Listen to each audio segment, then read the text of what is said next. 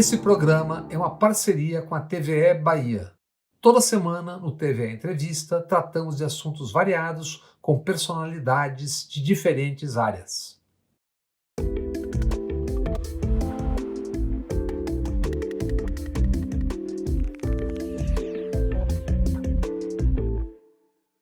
Amigas e amigos, hoje a conversa no TVE Entrevista e no canal Bob Fernandes no YouTube é com Denise Fraga.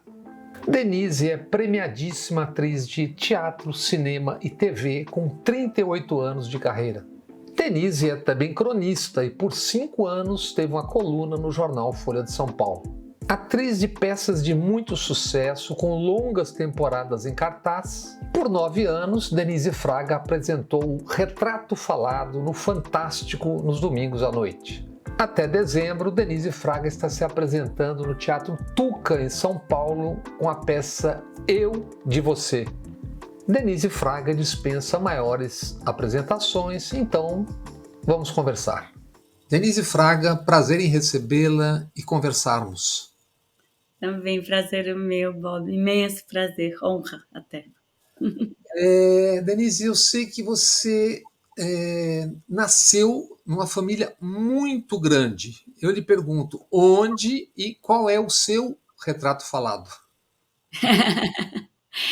Então, eu sou do Lins de Vasconcelos, que é um subúrbio do Rio de Janeiro, e uma família, assim, de muitos tios, uma grande casa que a gente chamava até de matriz, que é a casa da minha bisavó, onde os filhos ficavam para as mães trabalharem. No meu caso, minha mãe era professora, eu e meu irmão ficávamos lá, minha avó era costureira e costurava com a minha tia ajudando e mais uma moça que ajudava nessa casa.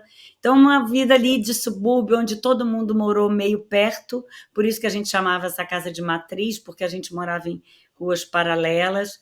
Então, essa casa, que é a casa da minha bisa, que a gente chamava de 19, porque era o número da rua, 19, a matriz, é a casa, assim, que talvez tenha me feito atriz, digamos assim, porque foi ali que sei lá, as minhas inspirações, muita gente, muita tia, muito primo, muita relação familiar.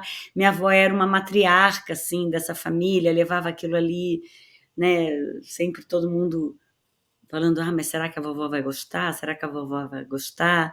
Então era um lugar, e esse lugar é muito importante para mim. Eu sempre vou para lá, minha mãe ainda mora lá, a maior parte da minha família ainda mora ali no Lins.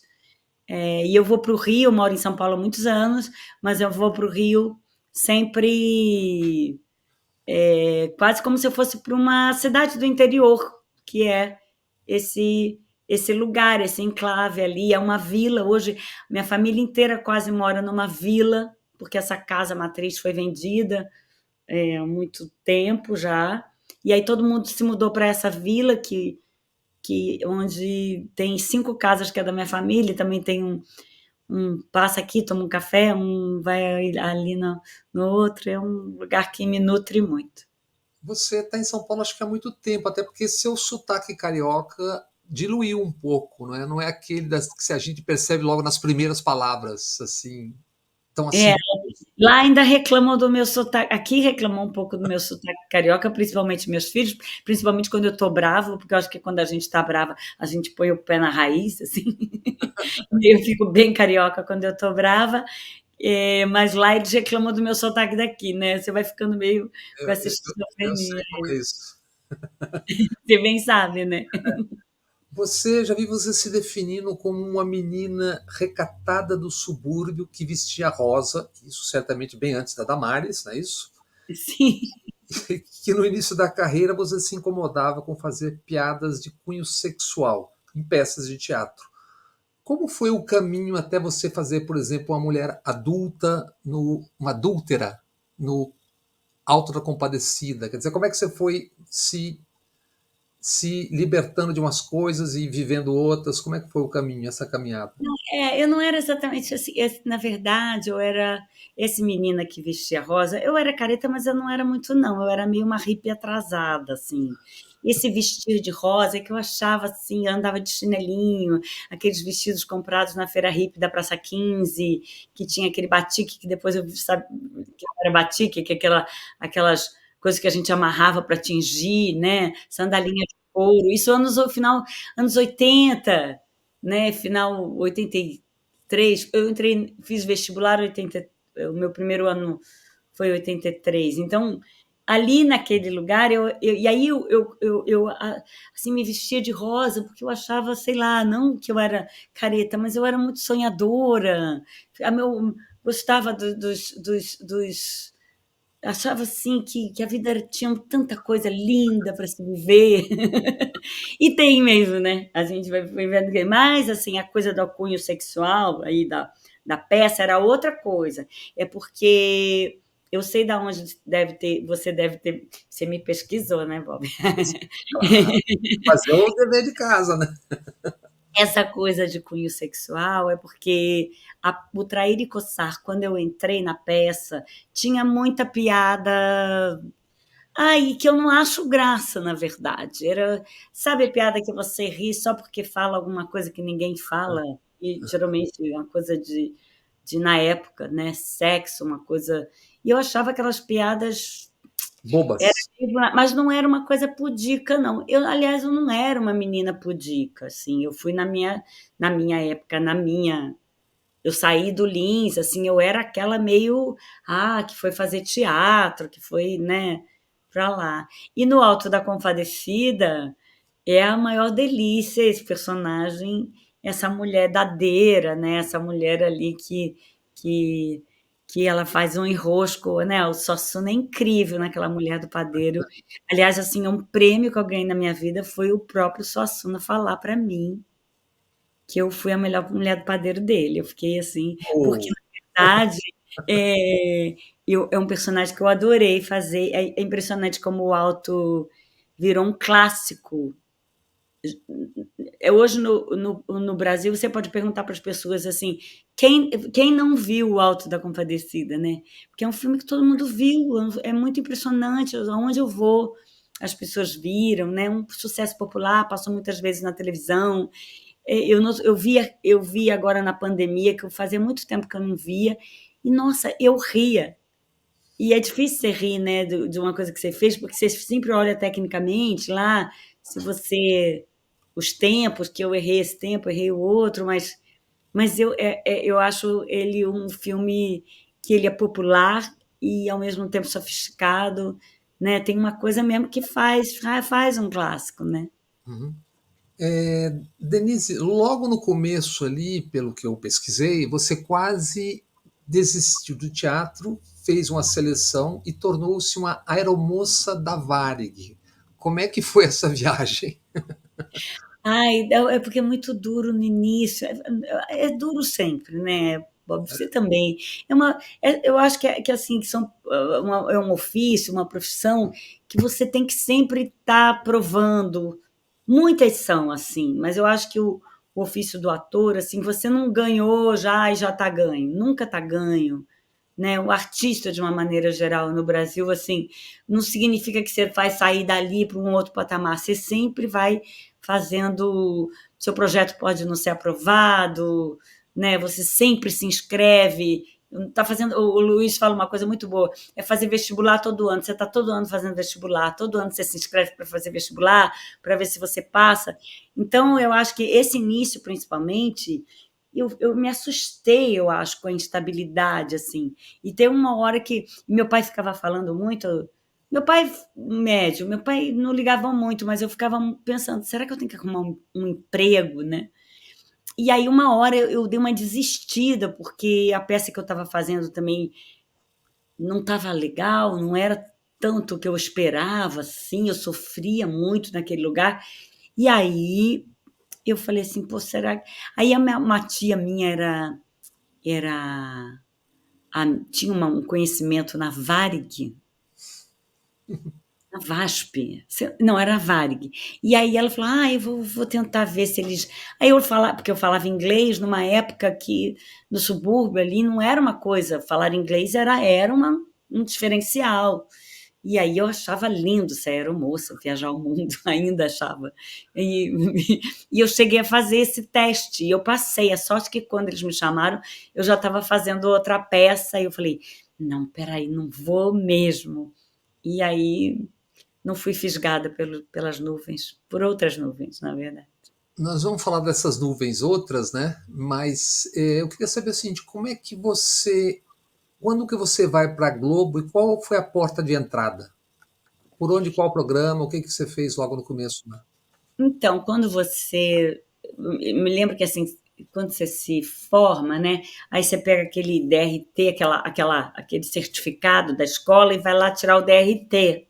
Uhum. Né, e vai se inscrever no Ministério do Trabalho. Eu me lembro que eu peguei a minha carteira profissional, aquela azulzinha assim, e estava escrito lá, artista tracinho atriz. Eu achei aquilo tão lindo. Gente, eu sou artista atriz. E, e o que você faz com isso, né? Eu me lembro desse vazio, sair da escola, e agora? Aí eu fiquei pensando, o que eu tenho que fazer, né, para ganhar dinheiro? Porque eu vivia meio com a ajuda da minha mãe, assim, e vendia umas coisas, vendia produto de beleza, ficava me virando ali. Aí eu peguei e me deram uma lista assim de produtoras de publicidade, de agências que eu tinha que ir levar foto e currículo, ainda era foto e currículo. E eu fui assim, me lembro dessa peregrinação de ônibus, naquele sol do Rio de Janeiro, me lembro que eu fui para São Cristóvão, para uns lugares em que eu ia, e quem tirou essas fotos foi um tio meu, uma coisa bem suburbana, que era aquele fotógrafo de escola, sabe? Que ia na escola um dia para tirar foto da gente com o mapa com o mapa atrás, né? Aqui é você com a mãozinha assim e com aquele negocinho de madeira, escola Isabel Mendes e tal.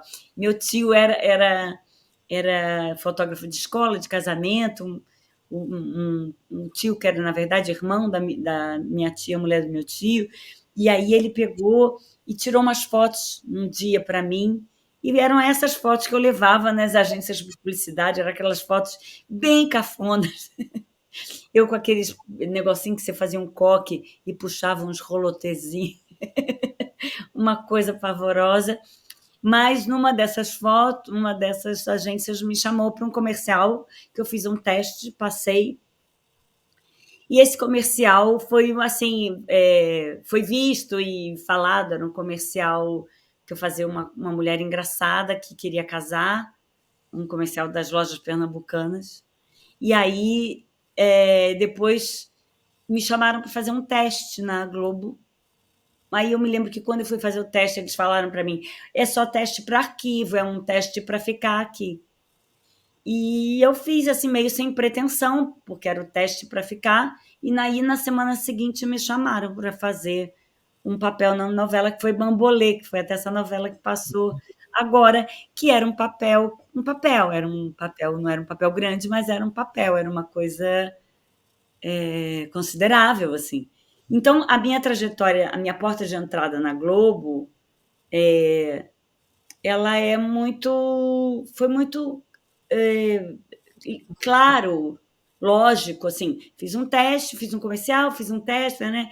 Mas essa peregrinação aí antes nas agências de publicidade, mas eu fazia também, em paralelo com isso, sempre projeto escola com o meu grupo de teatro, Eu que ia foi o falar disso. que me tirou do teste da aeromoça.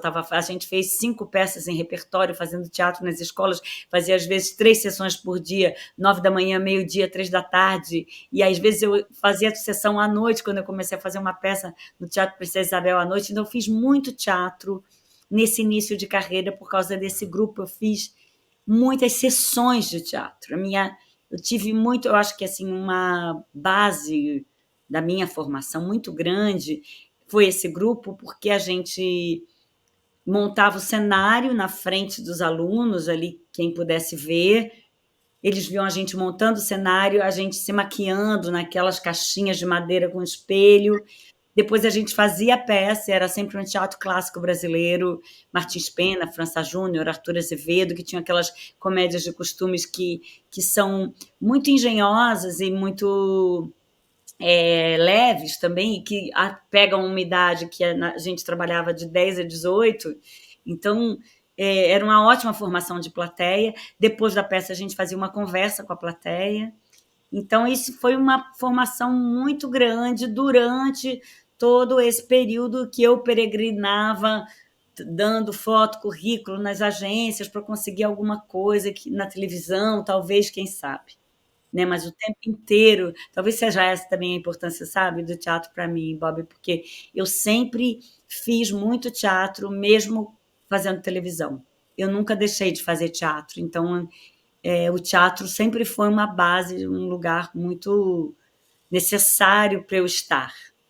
Voltaremos ao teatro daqui a pouquinho. Você diz que fazer sucesso não significa necessariamente ser feliz e temia não se reconhecer depois de se autoavaliar num futuro distante.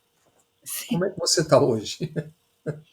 Então, eu acho que eu falo isso porque eu acho que a gente, né, sei lá, acho que a gente inventou viver uma vida que o ganha-pão, sem dúvida, é o fiel da balança, né? Só que eu acho que a gente vai enlouquecendo tanto com essa questão do que vale é o que dá dinheiro, que você é bem capaz de se distanciar de você mesmo, até numa profissão que você escolheu fazer e que você brigou às vezes com pai e mãe para fazer, como é o caso de você ser artista, né? Mas você, mesmo sendo artista e mesmo fazendo coisas que você gosta, você vai fazendo concessões em nome do dinheiro, em nome, né, eu acho que até a nossa questão não é nem, Bob, perder, porque perder ninguém quer, mas a gente é estimulado a nunca deixar de ganhar, né? Tudo que você tudo que você vai te dar dinheiro, você não pode perder, não pode, não. Então você nunca consegue deixar de ganhar. Então eu acho que tantas vezes voltar a casas, né, que nem você está jogando aquele jogo de tabuleiro, eu acho que muitas vezes você, quando sabe perder um pouco, você ganha muito. Eu sempre tive muito medo de chegar uma hora da minha vida que eu falasse assim, gente, onde é que eu me meti? Então eu sempre fiquei muito vigilante com a minha fidelidade a mim mesma. Então, uma hora na minha vida eu escolhi deixar de ganhar para ser fiel a mim mesma. Então, eu me sinto hoje muito coerente com a minha com o teatro, com o que tanto que eu falo, eu faço o teatro que eu acredito, que hoje é essa coisa de você fazer no teatro coisas que você queira dizer, coisas que compactuem com as suas ideias, né? Mas eu sinto que você tem a chance de se perder, ainda que numa profissão que você ama fazer. Uhum. E, então eu tinha muito medo de olhar no espelho e falar, cadê aquela? Onde é que eu fui parar? O que eu fiz comigo mesma, né? Então, eu acho que você precisa estar o tempo inteiro. Eu falo que eu tenho uma imagenzinha de uma Denizinha sentada aqui no meu ombro. Conversando contigo. Uma menininha assim com as perninhas balançando. Eu até penso assim, que ela fala para mim, olha o que você vai fazer comigo, hein? Toda hora. Porque eu acho que você tem que honrar um pouco essa menina lá de rosa sonhadora, né? Que tinha o futuro, que o futuro era aquela coisa que você imagina tão possível, múltipla, tão cheia de possibilidades, né? E você vai amadurecendo e o futuro parece que vai ficando mais previsível, assim, né? Os riscos, sei lá, pelo menos a sua disposição para riscos, talvez ela diminua, não sei. Mas eu me sinto muito coerente comigo. Até uma coisa que eu penso sempre uma vez que eu estava conversando com a Amir Haddad, nosso mestre Amir, né? Não trabalhei pouco com ele, mas tive encontros preciosos com o Amir. E o Amir, uma vez falou para mim assim, minha amiga, você não sabe o que é chegar ao fim da vida com o alívio da coerência. Uhum. Né? o alívio da coerência é realmente alguma coisa que é muito importante para mim. De alguma maneira eu tenho assim esse alívio da coerência. Você falou agora há pouco na peça Trair e Coçar, que ficou em cartaz, se não me engano, eu estou lendo aqui que eu escrevi, entre 89 e 1995. Uhum. Deve ser gratificante, por muitos motivos, você ficar tanto tempo em cartaz com uma peça só. Mas como viver e conviver com um personagem como esse por tantos anos? Não tem um dia que você acorda e fala, putz, a Olímpia de novo? Ela está Tem, aqui. teve, né? Teve assim. Eu me lembro que no primeiro ano eu cheguei chorando lá para o Atílio Ricó, que era o diretor da peça, e eu chorava na mesa dele, assim, falando: eu quero sair, o teatro lotado, mas eu queria sair, porque já deu, porque eu quero fazer outras coisas, né? E ele sempre me convencendo a ficar, tanto que ele me convenceu tanto, eu tive algumas crises assim de querer sair. Ele me convenceu tanto que eu, nessa peça, eu tinha férias, uma coisa inédita em teatro. Eu saía, depois de certo tempo, eu comecei a sair de férias um mês no fim do ano. Uma coisa absurda, e entrava as pessoas que já tinham feito a peça, Sueli Franco, a Verinha, a própria Yara Janra, ela fez depois de mim, eu não sei se ela entrou para me substituir em férias, não. Mas a Sueli, que ela já tinha feito aquela peça, ela vinha, fazia, a Clarice Nisquier também fez, Derzier também fez, então era muito maluco, porque a peça era uma coisa, mas acontece que tinha um negócio ali, Bob, que era um fenômeno, né? Eu Fenômeno, fiquei total, me 4 lembro. anos no Teatro Zácaro, num teatro de 1.200 lugares, que lotava de quinta a domingo. Eu me lembro disso.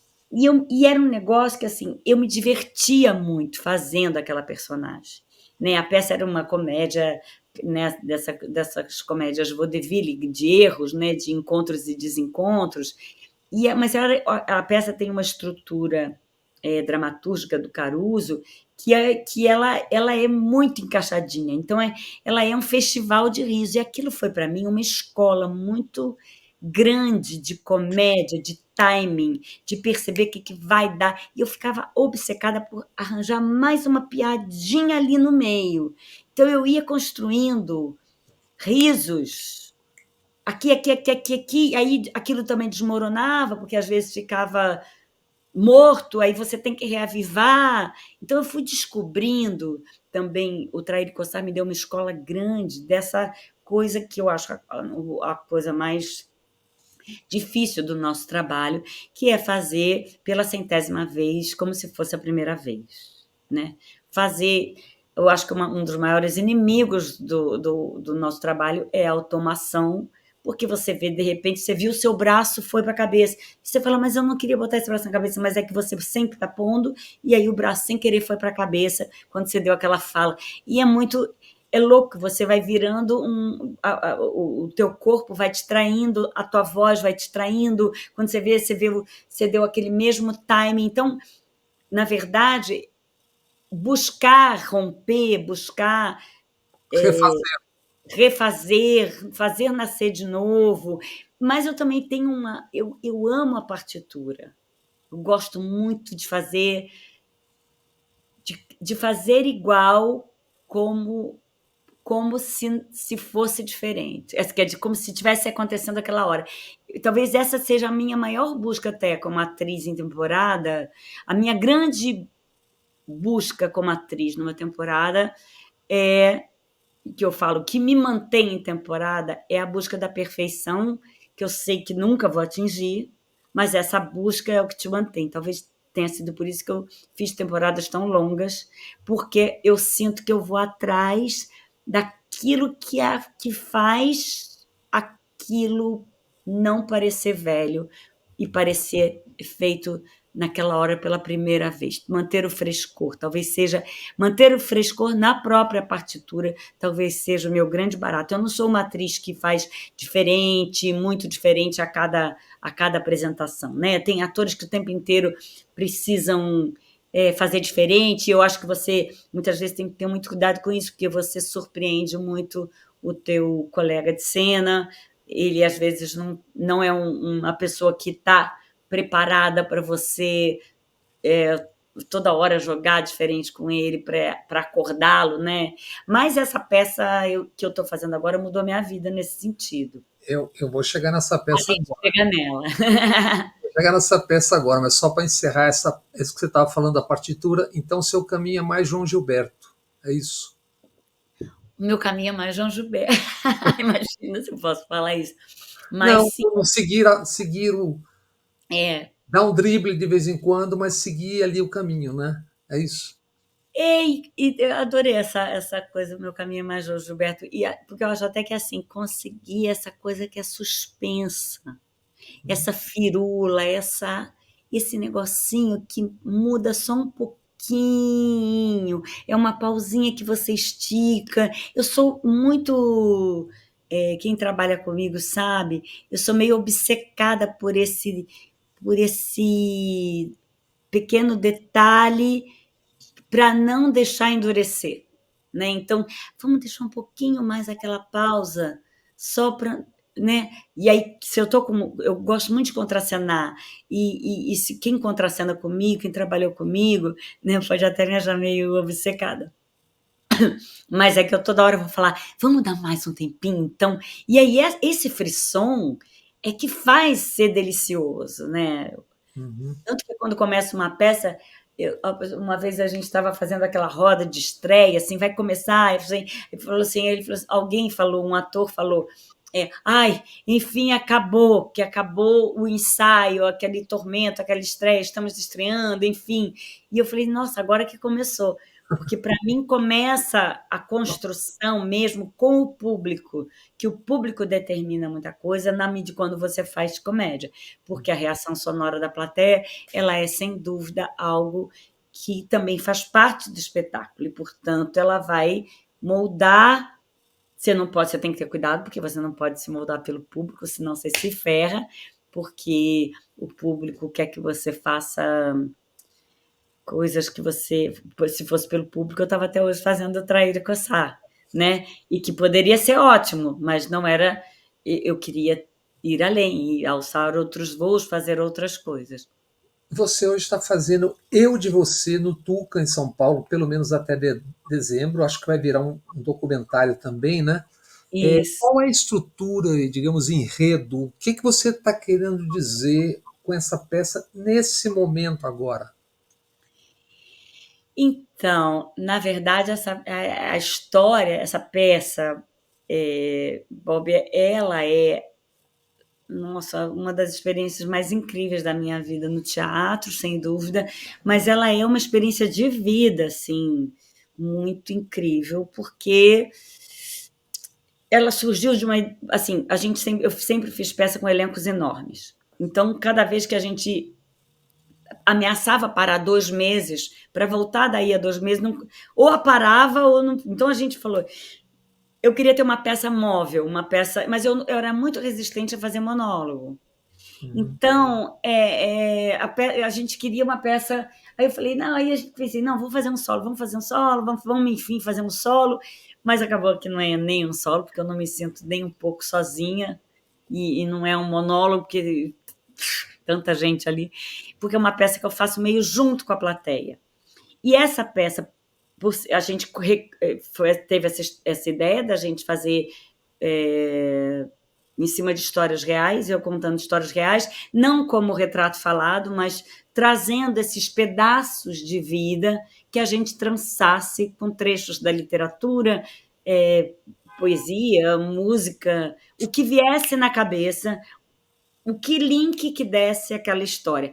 Isso acabou vindo depois, porque, na verdade, a ideia inicial era uma peça que se chamaria Eu de Você, e que a gente faria uma trança disso com literatura e música.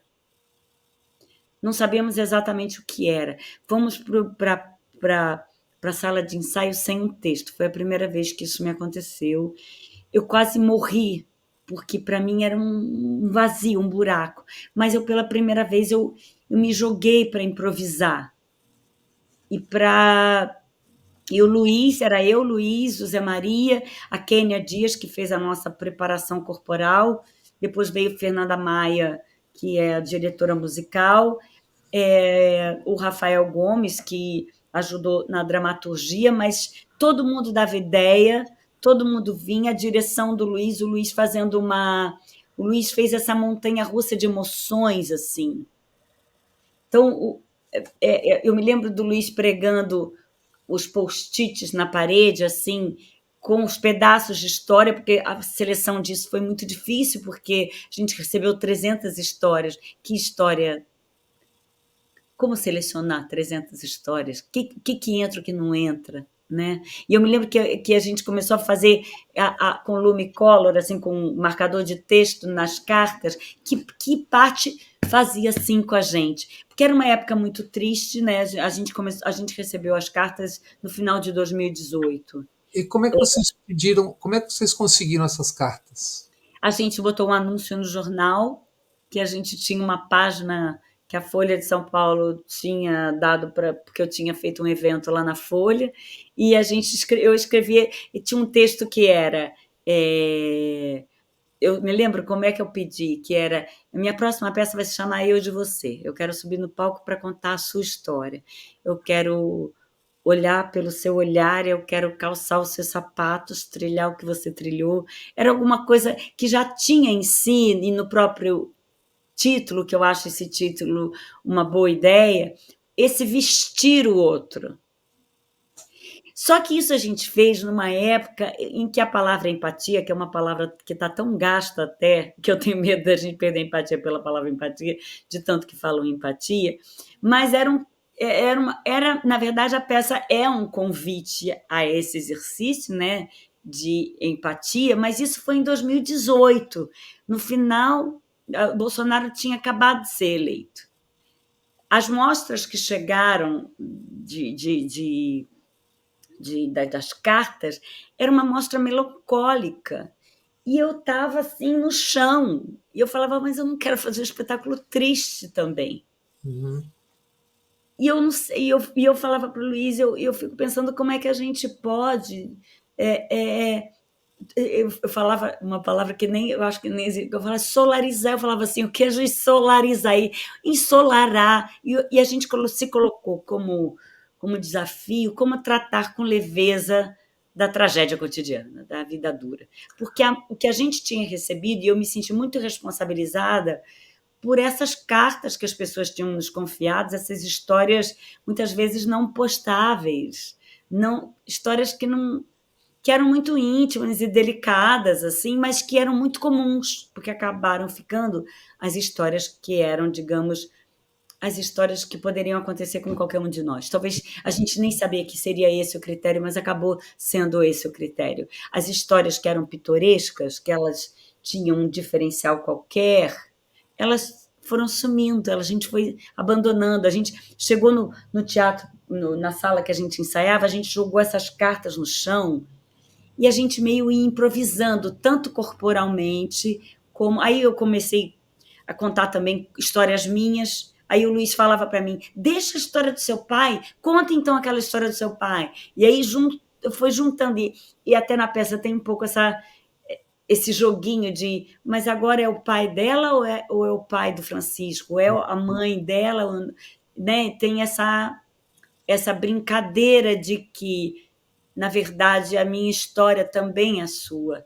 Né? Na verdade, a história de todos, quando a gente junta os pedaços, junto com a arte, né? A arte, a literatura, a música, ela serve também para a gente, ela serve também não, eu sempre acho que quem vive com arte tem muito maior capacidade de compreender a imperfeição humana. Quem lê, quem vai ao teatro, quem vai ao cinema, entende que esse negócio é um negócio aí que todo mundo faz parte, a vida não é bolinha para ninguém, mas tem um negócio aí que ainda é fascinante, que é essa existência, esse jogo da vida aí, que a gente quer participar, né? Então, a gente fica cortando um 12, né? Todo mundo se virando, mas quando você tem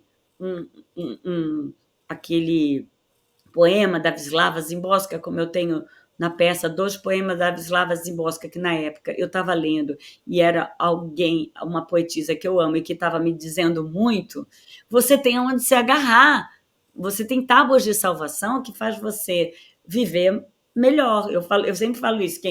Quem lê Dostoiévski, Fernando Pessoa, no mínimo vai sofrer mais bonito.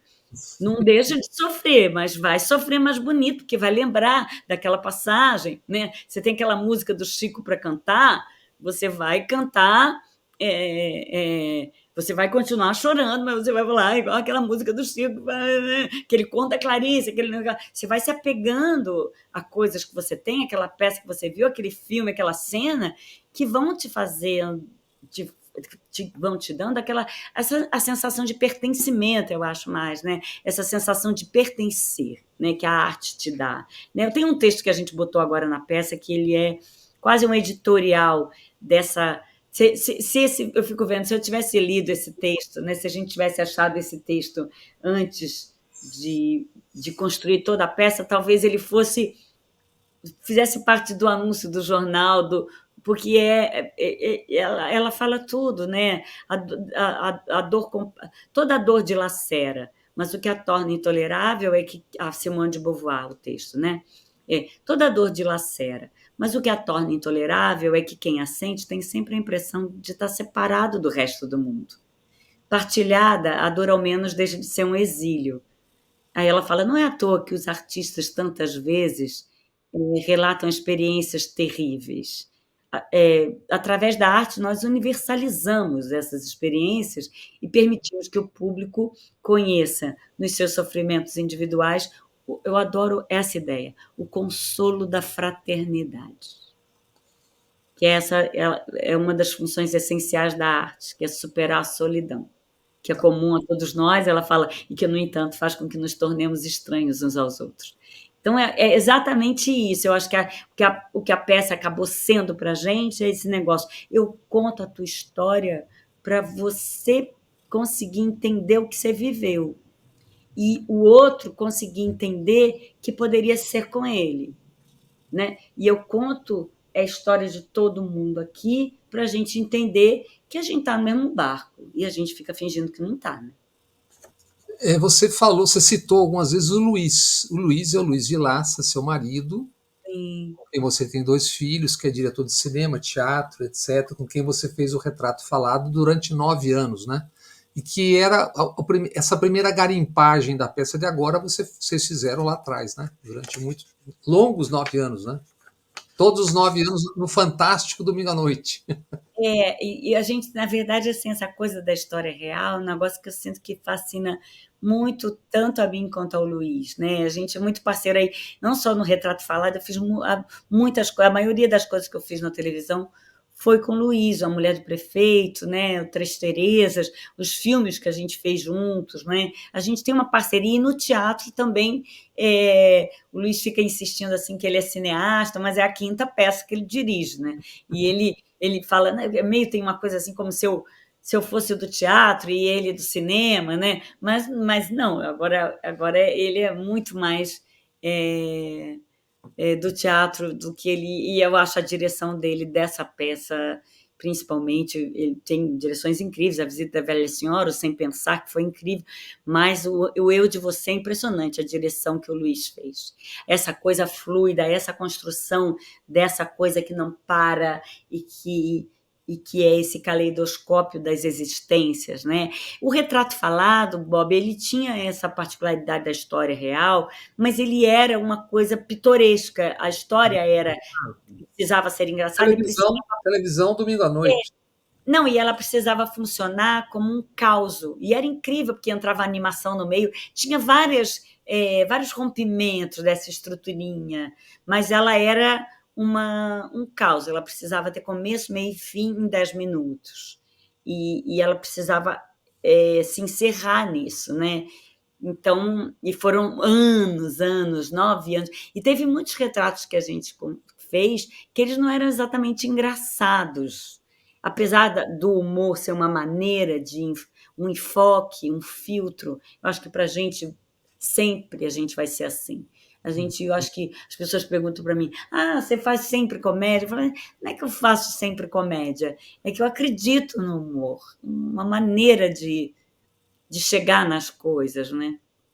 Em 86, você já disse logo no começo ali, você era cofundadora da companhia City Teatro, escolas, alunos, peças de teatro, trocando muito, né?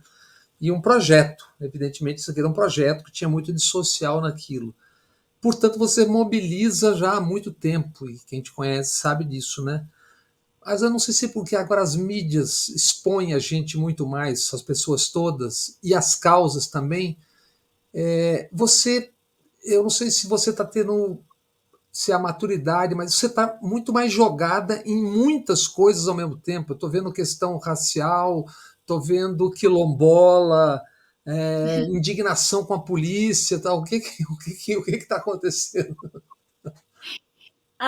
É que eu acho que assim, eu fico pensando, né, esses últimos tempos que a gente viveu aí, se há uma das pouquíssimas heranças boas que a gente pode ter, é que de alguma maneira houve uma politização exagerada e, portanto, todo mundo, né? A gente não sabia o nome de ministro do Supremo, por exemplo. Né? A gente não se inteirava das coisas. A gente ficou meio viciado em notícia, eu acho. Né? Eu falo que os nossos galãs da novela das 8 viraram os jornalistas. A gente começou a ter.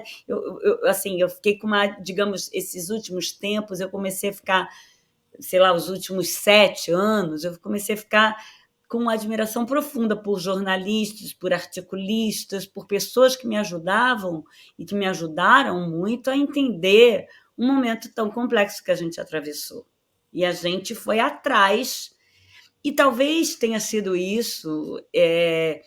Eu deixei de ficar tão preocupada só com a minha arte, com o meu umbigo, que já era em si, né? Desde que eu fiz a Alma Boa de Setsuan, Brecht já foi para mim uma grande. Porque eu sempre acreditei nessa ideia de que através do teatro você pode transformar as ideias, né? Uma pessoa pode modificar sua. Ir numa peça, ir num filme e cair uma ficha. E não é doutrinar ninguém, mas é esclarecer, mas mais do que esclarecer, principalmente provocar, né? Tirar a pessoa daquele.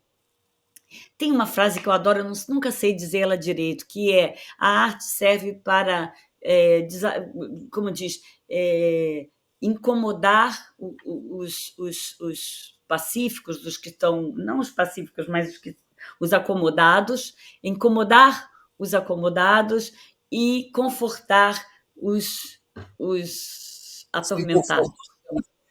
O sem conforto. E que eu acho que é exatamente isso, né? A gente tem essa ideia de colocar sempre ali uma taxinha na poltrona do espectador junto com o lazer, né? O lazer, eu adoro. Essa coisa que eu gosto é quando alguém ri comigo, ao mesmo tempo que ela faz assim. Pior que é, né? Que eu falo que a risada que eu mais gosto é a risada pior que é. Ao mesmo tempo que ela sai do teatro com alguma consciência que vai fazer ela chegar diferente no trabalho segunda-feira. E eu acho que o que aconteceu comigo, Bob, foi isso.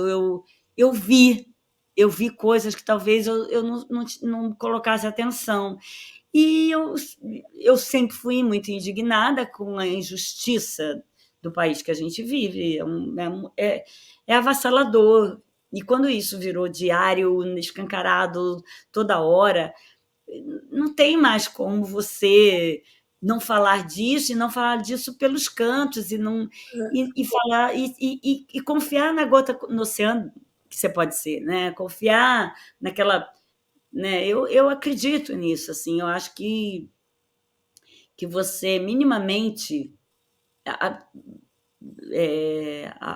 a sensação de potência ela é, como diz, ela é comum, né? Porque a coisa é tão absurda que é muito fácil falar assim, olha isso aí de novo, né? E aquela sensação de que você não vai fazer diferença nenhuma. Eu acho que você saber aquele alívio, o tal do alívio da coerência. O alívio da coerência é do mínimo que você pode fazer a esse respeito, de tentar atingir consciências, digamos assim. Eu estou fazendo essa pergunta e vendo você falar, e eu estou me lembrando que na campanha eleitoral do ano passado, nesse mesmo Teatro Tuca, Você foi a pessoa mais aplaudida numa noite em que teve uma reunião política e você leu um texto chamado Amor, Ordem e Progresso, que eu não sei se era da sua autoria. Aí eu ia te perguntar o que que te levou a um palco numa campanha eleitoral, acho eu, creio eu, que pela primeira vez de uma maneira tão exposta, mas você já respondeu. E esse texto é meu mesmo, que o Luiz falou: põe isso na peça. Isso está na minha peça, porque essa indignação, quando eu li isso na minha vida, e aquilo que eu falo nesse dia do ato, eu até falei, eu queria falar isso, eu vou arriscar dizer uma coisa que talvez vocês saibam, mas eu soube mulher madura. E quando eu soube mulher madura disso, que eu acho um ato falho do cacete, terem tirado o amor da bandeira, porque eu acho uma loucura a gente não saber disso na escola primária. Eles contam para a gente que as estrelinhas da bandeira são o número de estados, o que significa o verde, o branco, o ouro, toda aquela bobajada, e eles não contam que a frase veio de uma frase que era amor por princípio, ordem por base, progresso por fim, que até é uma frase que você pode questionar muito o movimento positivista, porque essa frase foi usada para coisas terríveis também, mas a frase é muito boa, e isso não conta para gente.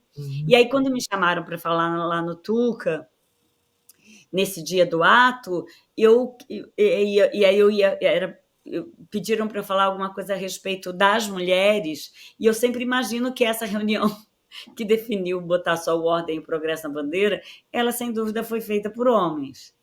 E então eu peguei esse ganchinho para falar o que eu queria, mas é uma coisa que eu sempre pensei e que eu falo há muito tempo, tanto que acabou entrando no improviso que eu fiz da peça, quando a Daisy, que é uma personagem que ela faz, que é uma personagem sobrecarregada, num escritório próximo a um burnout, e que o chefe fala para ela: você tem que ser positiva, pense positivo. Essa tal da hoje até tem o um nome, a positividade tóxica, mas é um negócio. E aí o positivo, como aquele exercício dos links que a gente fazia em improvisação, me levou para a tal da frase positivista que originou o Ordem e Progresso da Bandeira. Você já se referiu à sociedade algoritmada. Como você está vendo essa rápida ascensão da inteligência artificial tal, e o que você chama de arquipélago de solidões? Olha, Bob, você está fazendo uns links muito bons com coisas que eu falei aqui e ali, que eu falo assim, olha, até que tem a ver. Muito bom, porque na verdade esse negócio eu sou muito angustiada, não angustiada, eu penso muito. Tem uma amiga minha que fala assim, ai, Denise, você pensa muito. Eu penso muito. Eu fico angustiada. Eu acho muito maluco a velocidade que foi impingida à nossa vida pelo digital, e é um negócio que acho que a gente está passando por como diz assim, uma transformação do comportamento humano. Nós somos testemunhas disso, assim, de uma fase da história da humanidade crucial, que é essa transformação pelo uso do digital, e que está tirando da gente. Eu acho que está até nos reformatando. Eu fico pensando que tira da gente essa preocupação de como a gente reverbera no mundo, né? Como era assim, né? Uma conversa, quando a gente conversa com alguém, né? Se eu me mexo aqui na cadeira, você já fica achando que talvez eu esteja achando a sua conversa menos interessante, não sei, né? Mas a gente na tela ou nessa mensagem que a gente manda para cair depois, mesmo eu acho muito engraçado a gente usar essa palavra compartilhar na internet, né? Porque ninguém não está compartilhando nada, e é louco, ninguém vê ao mesmo tempo, ninguém olha. Você, né, eu fico pensando. Então, isso me dá, essa sociedade algoritmada me dá muito o que pensar. Né? Eu me sinto viciada no meu celular, como todo mundo, e como isso. E viciado, quando você vê, você está horas ali no WhatsApp. Eu agora faço exercícios comigo mesma de desconexão um pouco, porque eu sinto que cabe a nós, já que não tem clínicas espalhadas pela cidade de desintoxicação, mas parece que já tem na Europa. Mas, assim, eu não sou exatamente a rainha do celular, mas todos nós estamos nos sentindo consumidos por essa nova vida, né?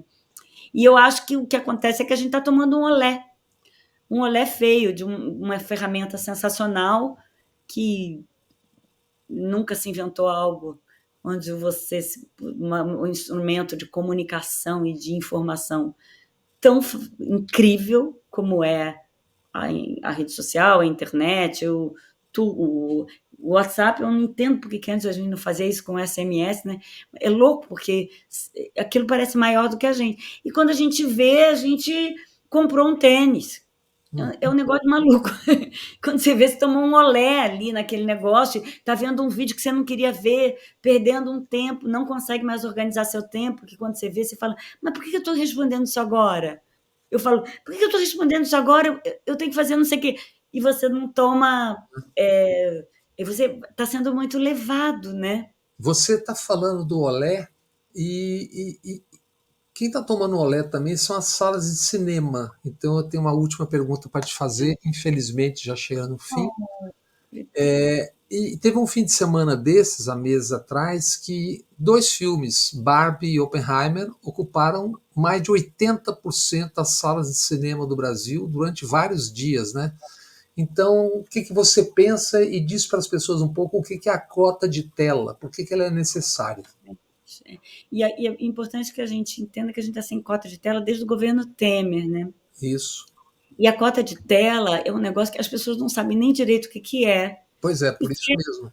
E a cota de tela, para ser simples, ela é se a gente não tiver cota de tela, a gente não tem a possibilidade do maior boca a boca, do maior aliado das artes, que é o boca a boca. A gente não tem o dinheiro de lançamento e nem como diz a indústria americana e os blockbusters todos, eles têm um dinheiro para coagir os exibidores, né? Então, você passa Barbie, mas você tem que passar tantos, né? Tem super jogos, e isso é a coisa mais louca do mundo, que a gente deixe isso acontecer, quer dizer, é um absurdo, e a gente, hoje, um filme nacional que estreia no cinema no Brasil, ele vai ficar 2 semanas se conseguir.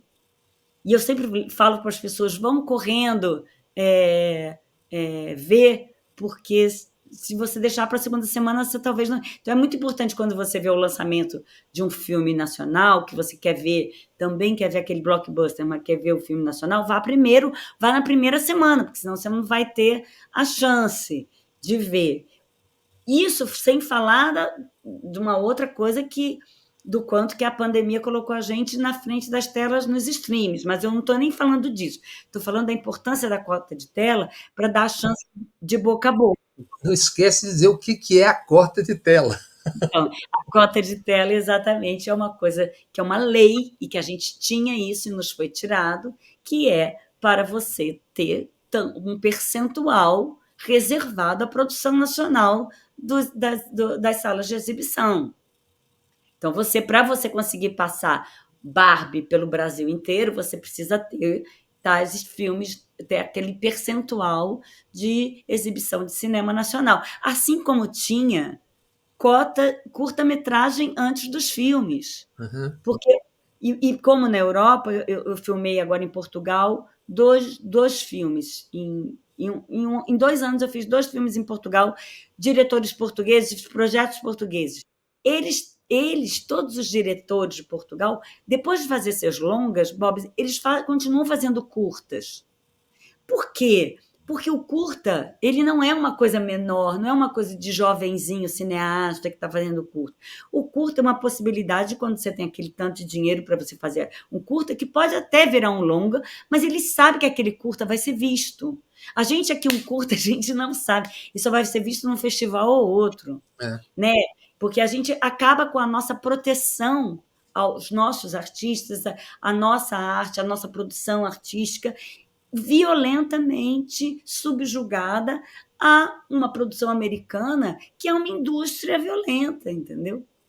Então, até no outro dia eu vi um vídeo da Drica Moraes maravilhoso, que ela falava assim, gente, eu queria muito convidar vocês para ver o meu filme Pérola, que ela fez o filme que era a peça do Mauro Razzi, mas eu fico constrangida de convidar, porque vocês não vão ter onde ver, porque a gente não tem cota de tela.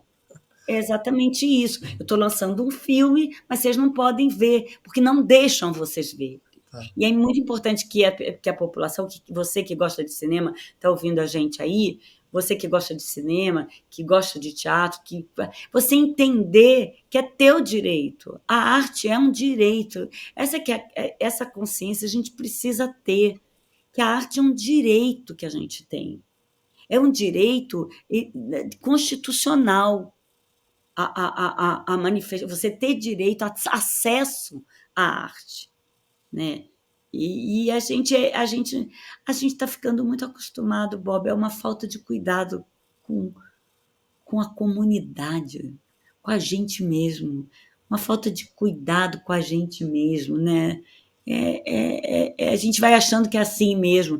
Tem que se virar. Não, a gente tinha que ser cuidado. Nós somos incríveis, tínhamos que ser cuidados. Denise, infelizmente a nossa cota de tela, da nossa tela, acabou.